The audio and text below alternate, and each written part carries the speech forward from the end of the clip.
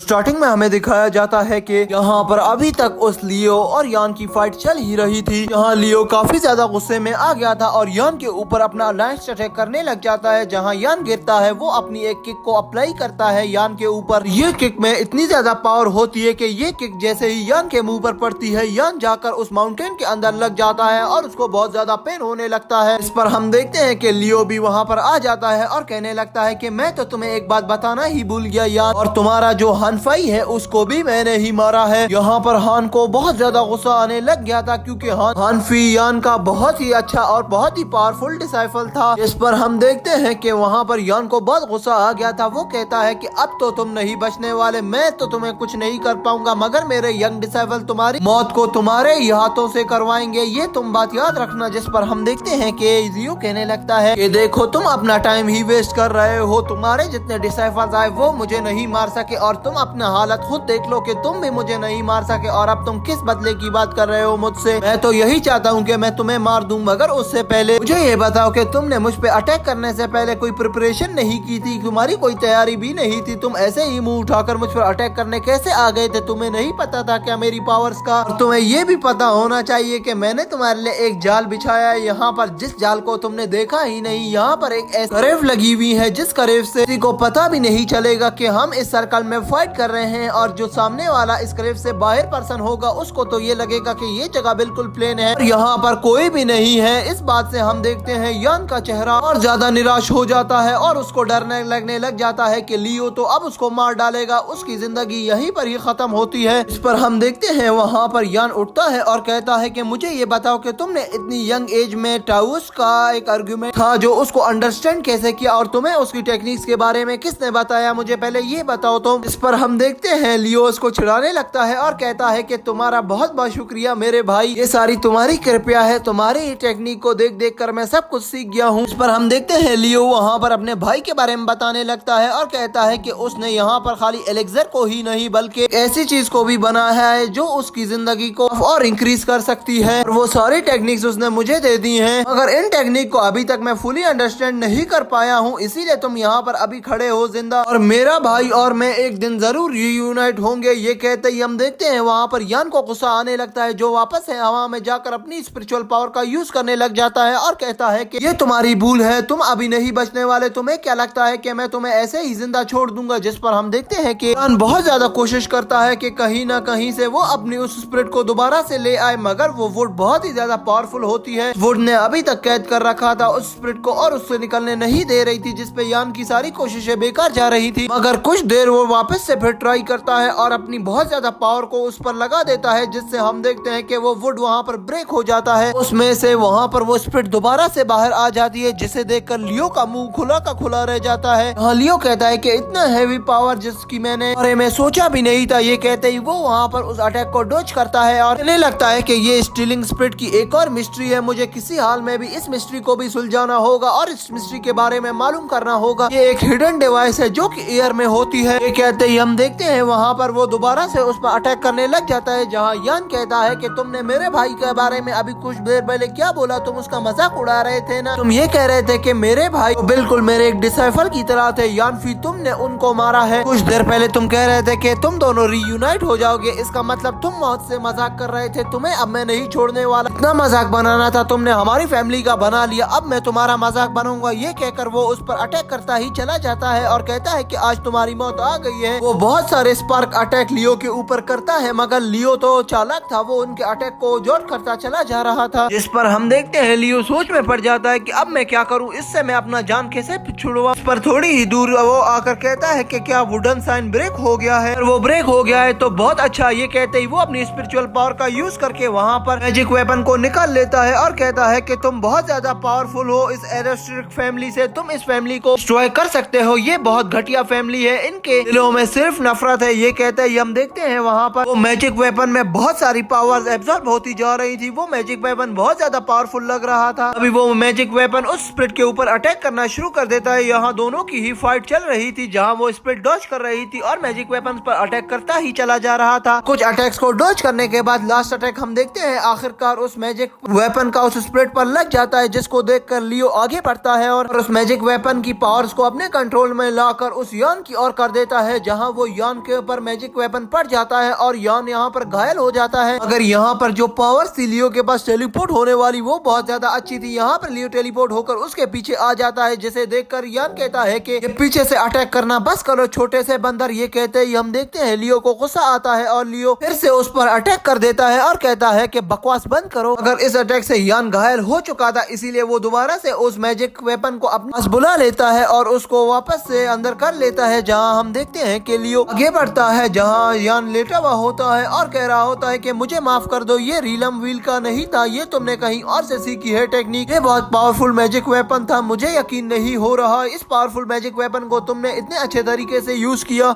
जिस पर लियो कहने लगता है कि ठीक है, मैं ये बात मानूंगा कि तुमसे मैंने फाइट की, तुमको मैंने हरा दिया, मगर तुमसे मैंने जितने भी आज से पहले तक फाइट की है, जितने भी डिसेबल से, उन सबसे ज्यादा पावरफुल और बहुत अच्छे फाइटर हो, मगर तुम्हारी कुछ गलतियों की वजह से ही आज तुम यहाँ पर मारे जाओगे। जिस पर हम देखते हैं वहाँ पर यान कहने लगता है कि अगर तुमने मुझे मारा तो यहाँ पर एक बहुत बड़ी जंग छिड़ जाएगी और तुम्हें यहाँ से निकाल दिया जाएगा, क्योंकि तुम एक बहुत बड़े मास्टर को मार रहे हो। ये बात अपने जहन में डाल दो। तुम ये समझ रहे हो कि मुझे डर लग रहा है, मुझे मौत से डर नहीं लगता, क्योंकि मुझे एक न एक दिन मरना था और तुम्हें भी मरना है। तुम मुझसे जल्दी मरोगे। अगर तुमने मुझे यहाँ पर कुछ भी किया, मेरे डिसाइपल और मेरे गार्ड्स या मेरे पहरादार किसी को भी भनक तक पड़ गई तो वो तुम्हें नहीं छोड़ेंगे। इस पर हम देखते हैं लियो कहने लगता है कि मैं तो एक मॉर्टल हूँ, मैं सिर्फ तुम्हें मारूंगा नहीं बल्कि यहाँ पर एक और एरिस्टोक्रेटिक एल्डर्स हैं जिनसे मुझे बदला लेना है और अपना रिवेंज लेना है। तुम लोग कुछ हो 4-5 से जिनसे मुझे बदला लेना था और तुम लोग एरिस्टोक्रेटिक फैमिली के बहुत से घटिया तरीन इंसान हो। यहाँ पर हम यान को देखते हैं जो सोचने लगता है कि अब मैं क्या करूँ। वो इधर उधर देखता है और फिर से हवा में भागने लग जाता है। अगर लियो इस बार उसको यहाँ से भागने नहीं देना चाहता था, इसीलिए वो अपनी स्प्रिट को निकालता है और उससे अटैक कर देता है यान के ऊपर, जिससे यान के मुंह से बहुत ज्यादा खून निकल रहा होता है। वो पावरफुल स्प्रिट आकर सीधा यान के ऊपर गिर जाती है। यहाँ हम लियो को देखते हैं जो कहता है कि तुम्हारी इंटेंशन ही अच्छी नहीं थी, तुमने मुझे मारना चाहा, इसीलिए आज तुम्हारी अपनी ही मौत हो गई। और मैं ये होप करता हूँ कि अगली लाइफ तुम्हारी बहुत अच्छी हो और तुम एक अच्छे इंसान बन सको नेक्स्ट लाइफ में। ये कहते ही वो अपनी स्प्रिट को दोबारा से अपने हैंड्स में ले आता है और उसको अंदर कर लेता है, जहाँ वो वहीं पर ही खड़ा रह जाता है। और तभी हम देखते हैं वहाँ पर हमारा सीन शिफ्ट होता है। नेक्स्ट सीन में हमें दिखाया जाता है कि लियो एक पेड़ के किनारे पर आकर बैठ गया था, जहाँ वो सारे उन मैजिकल वेपन्स को चेक कर रहा था। जहाँ एक मैजिकल वेपन को देखकर वो कहता है कि जितनी भी इस वेपन पर मार्किंग की गई थी वो यहाँ से मिट गई है, मगर मुझे इसको ऐसे यूज नहीं करना चाहिए। मुझे पहले किसी से एडवाइस लेनी होगी, फिर मुझे इस मैजिकल वेपन को यूज करना होगा। अगर मैं इसको ऐसे ही यूज करता चला गया तो इससे मेरी भी जान को खतरा हो सकता है, तो मुझे ये नहीं करना है। ये कहते ही हम देखते हैं वहाँ पर लियो कहने लगता है कि ब्लूमबर्ग मेरा वेट करो, मैं आ रहा हूँ। ये कहते ही वो अपनी सवारी पर वापस से चढ़ जाता है और उधर से निकल लेता है। तभी हम देखते हैं वो हवा में उड़ रहा था। हाँ, वो कहता है कि याओची तुम मुझसे 1000 माइल्स दूर हो, अगर मैं याओची तक यहाँ पर हाइक करके गया तो मुझे बहुत ज्यादा टाइम लग जाएगा, इसीलिए मुझे यहाँ पर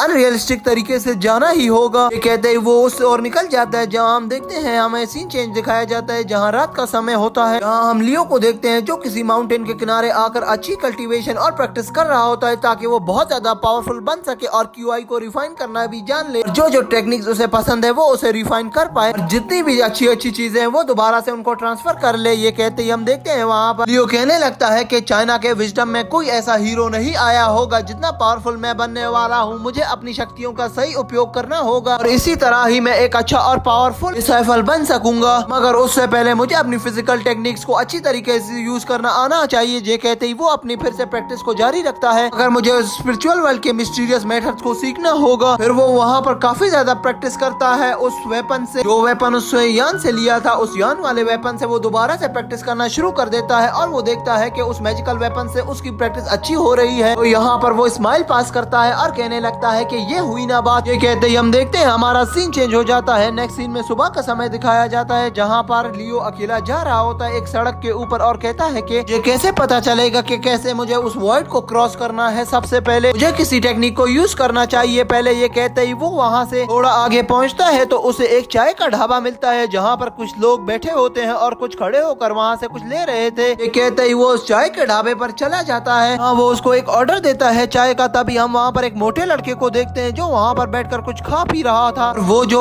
फूड सर्व कर रहा था लियो को, वो उस मोटे लड़के का बॉस था। वो मोटा लड़का कहता है कि बॉस मुझे 7 बॉल्स और 2 वाइन की प्लीज, मेरा दिमाग घूम रहा है। जिस पर हम देखते हैं कि बॉस कहता है कि रुको, इतनी भी ज्यादा मत पियो, मैं ला रहा हूँ। ये कहते ही हमें लियो को दिखाया जाता है जिसकी नजर ड्योंडू पर पड़ती है और उस डियांडू को देखकर यहाँ पर लियो बहुत ज्यादा चौंक गया था। हमारा ये एपिसोड यहीं पर ही समाप्त होता है। तो दोस्तों अगर आपको ये वीडियो पसंद आ रही हो तो काइंडली इस एपिसोड को लाइक कर देना, चैनल को सब्सक्राइब कर देना, बेल नोटिफिकेशन को ऑन करना मत भूलना। चलिए मिलते हैं किसी अच्छी और नई वीडियो के साथ, तब तक के लिए दोस्तों बाय।